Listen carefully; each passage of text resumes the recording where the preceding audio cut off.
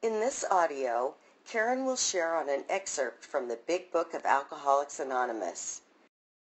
Step 1. We admitted we were powerless over alcohol, that our lives had become unmanageable. Thanks for taking the meeting this morning.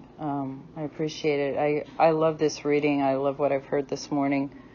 You know, this first step reading about admitting you're powerless and your life's unmanageable.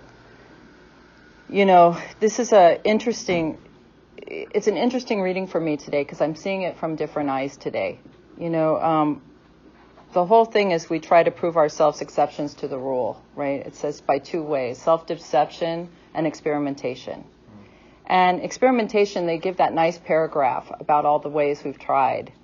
And that was the first thing I related to when I came in here, when I got sober a long time ago. I read that and I identified with it. And I guess I really dismissed the self-deception part.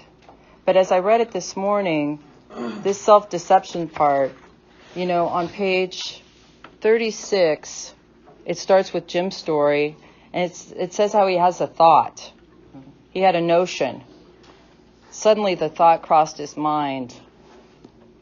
You know, how can such a lack of proportion of the ability to think straight?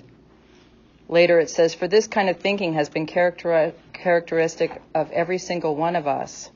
The insane idea won out. You know, it's about there was little serious or effective thought during the period of premeditation of the terrific consequences he might endure. He had an idea, strangely insane. Those words really popped out to me today, you know, and I think what happened was, you know, I got sober and I had done the experimentation and I could see clearly that I was alcoholic and drinking alcoholically, but I didn't know what was wrong with me. So when I got sober the first time, I quit drinking and using because alcohol was the problem. If I quit drinking and using, I was a pretty smart girl, right? So I was going to be okay. And I was for a while. I stayed sober for, you know, pretty near 14 years. And it's going to get better. You just take away alcohol, it's going to get better. And I did the steps, but I drank again. I had all that self-knowledge. I knew all about the book. I knew where everything was in the book. And yet I drank again.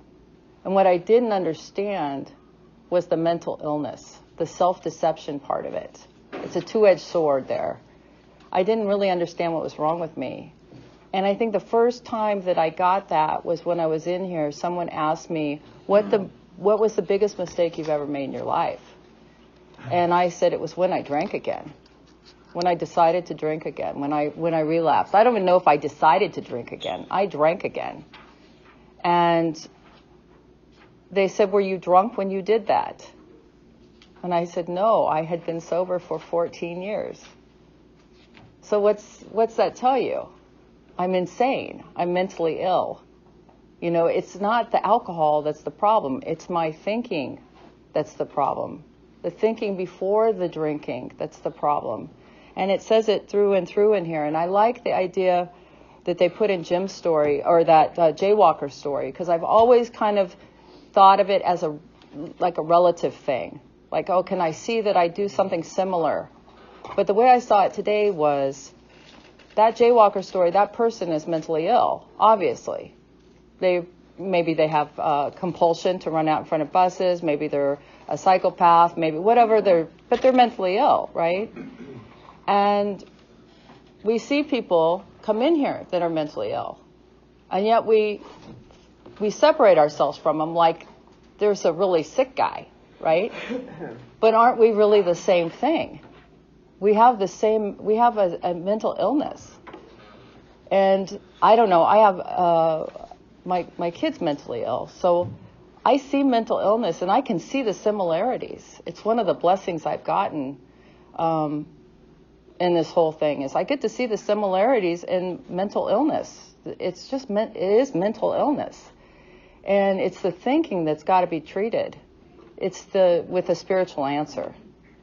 And, I see that now, but I didn't see that before, and that's why I couldn't stay sober. Until I could really admit to myself I was powerless over what's going on in my mind and your mind.